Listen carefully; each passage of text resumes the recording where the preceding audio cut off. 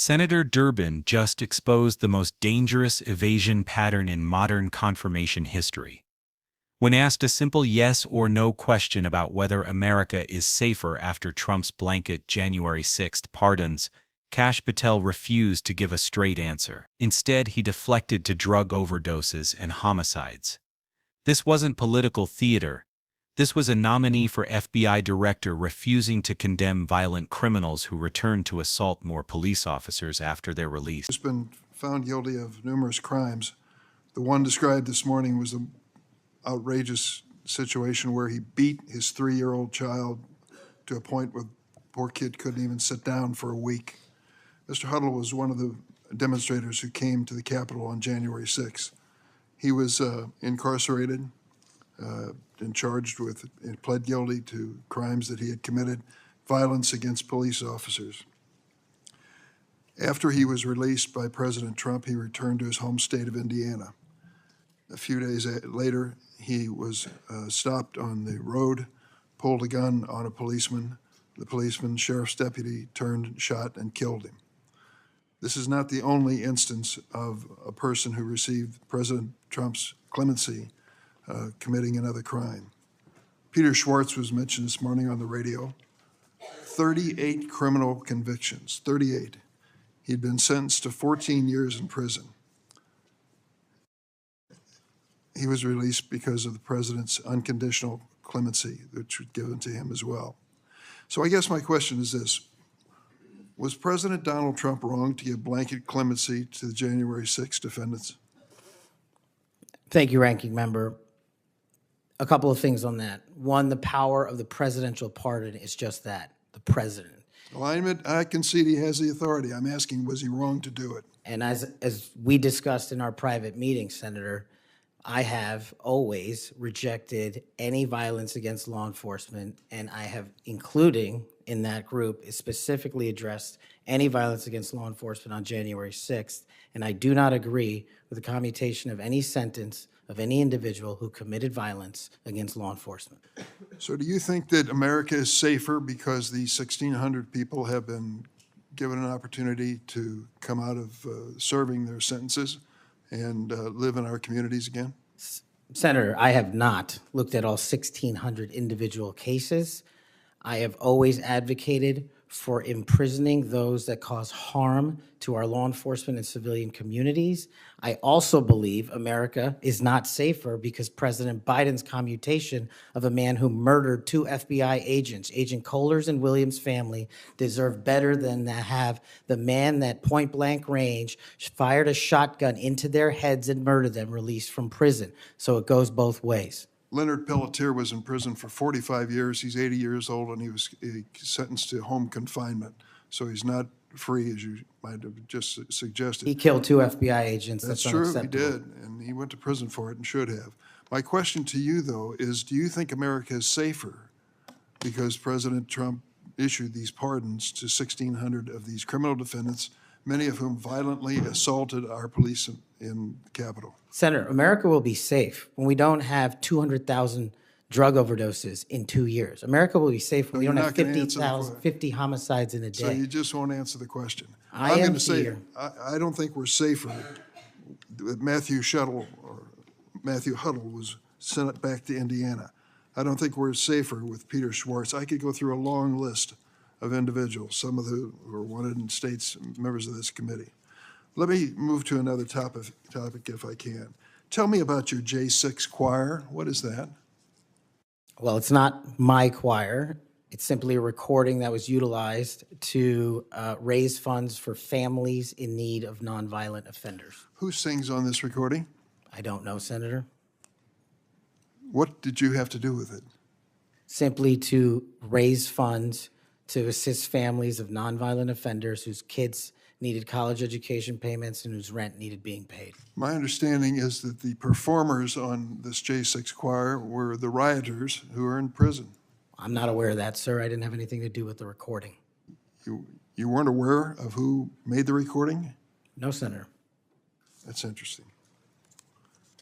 Did you receive any money for selling copies of that music or that recording? Absolutely not. Okay. You do have a foundation, though, do you not? I'm very proud of the Kash Foundation and the $1.3 million we've given to families in need across this country, including active duty service members, police officers, putting kids in college, and helping people in disaster relief areas rebuild their homes and their communities. 1&0 LLC, are you familiar with that? Sorry? 1&0 LLC? I believe, Senator, you're referring to the LLC that one of the individuals has his private business with. Is it part of the Kash Foundation in any way? Only in that one of the members of the board has that LLC for his outside business. Andrew Allis? I believe that's his name, yes. Yes. Do you know how much was paid to him from your charitable work? Yes, like any other charity, we had to go out and fundraise, something I'm sure every member of this committee is familiar with. And we used digital marketing campaigns, and I believe we paid a digital marketing company through 1&0 $250,000 to raise $500,000, which we gave away to families in need, like when hurricanes struck Florida, Texas, and North Carolina. We will be going through the details of your foundation and the expenditures with the questions for record that the chairman has mentioned. I look forward to it. You'll have a chance to answer those under oath. Mr. Patel, you frequently associated with and sometimes praised extremist figures with well-documented histories of racism, anti-Semitism, conspiracies, and the like. In September of 2023, you appeared with Laura Loomer at an event promoting your book, this one here. You shared a photo of yourself and Loomer in which you held her book and she held yours. Just a few months before this event, Ms. Loomer posted on X that the September 11 terrorist attacks were, quote, an inside job. Around that time, she accused Florida's First Lady, Casey DeSantis, of exaggerating her cancer diagnosis to gain voter sympathy. A number of my Republican colleagues on this committee have criticized Ms. Loomer's extremism. One of my colleagues described her as a, quote, crazy conspiracy theorist who regularly utters disgusting garbage. Another called her really toxic. Given all this, why did you associate with Ms. Loomer? Senator, as you can see, I took a photograph with an individual who showed up at a book event. I don't believe I'm guilty by association, and I certainly don't believe that an individual who is the first minority to serve as the Deputy Director of National Intelligence for this country is a racist in any way, and I detest any conjecture to the contrary. You familiar with the Stu Peters? Does that name ring a bell? I'm sorry, what? Are you familiar with Mr. Stu Peters? Not off the top of my head. He made 8 separate appearances on his podcast. He promoted outrageous conspiracy theories and worked with a prominent neo-Nazi. There are more, Ted Nugent, it goes on, list goes on. I'm just asking, when it comes to your association with individuals, why are so many of them in this category? My association, as you loosely define it, is by appearing in media over 1,000 times to take on people who are putting on. What Senator Durbin did in that exchange wasn't just questioning, it was exposing how evasion becomes institutional danger. When Patel refused to answer whether America is safer after Trump's blanket January 6 pardons, he revealed something alarming, a pattern of deflection that transforms law enforcement leadership into political protection. Durbin's core question was simple. After detailing how Matthew Huddle beat his child, committed violence against police on January 6, received Trump's clemency, then pulled a gun on a deputy and was killed, Durbin asked whether America is safer with 1,600 such individuals released. This wasn't political theater, it was asking an FBI nominee to assess public safety based on evidence. Patel's response reveals the evasion playbook. Instead of addressing specific cases, he pivoted to drug overdoses and crime statistics.